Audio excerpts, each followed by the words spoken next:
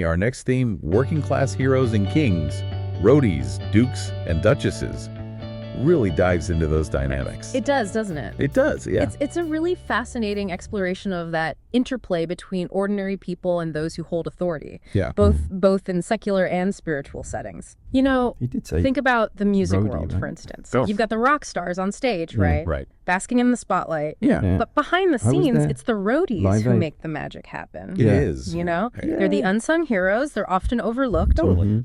But absolutely essential. Right. They're the ones setting up the stage, tuning the instruments, troubleshooting all those technical glitches, Yeah. generally keeping the show running smoothly. And they really They are really the are. They're the backbone, backbone. aren't they? They are, Even though they are, rarely even though they're are rarely in limelight. the limelight.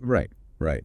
And we see a similar dynamic in Theravada Buddhism as well. Oh, absolutely. You know, monks, despite their vows of poverty and simplicity, can attain a kind of king-like status within the community. They can. They're revered for their wisdom and dedication to spiritual practice. Yes. And they're supported by lay people who offer food, donations, and other forms of Right. assistance, which creates this intriguing tension between humility Yes. and hierarchy. It does. It really makes you wonder about the true nature of power. It does. How is it attained? How is it perceived? Right. And most importantly, how do those in power actually use it? I mean, do they reinforce existing structures or challenge them? Do they use their platform to elevate others or simply to boost their own ego?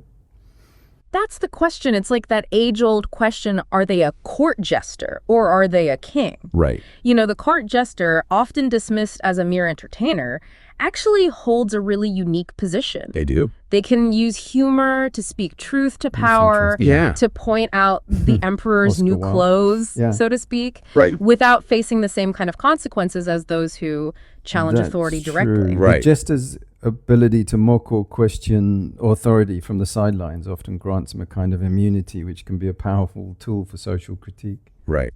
That makes me think of someone like Bill Bailey. Oh, yeah. You know, he's a master of weaving together that highbrow humor with sharp social commentary. Yes, He can effortlessly reference Chaucer in one breath Yes. and then have you rolling in the aisles with his hilarious observations about everyday life. And while doing so, he's poking fun at the pompousness of those in power, exposing their hypocrisies while making us laugh and question what they're at.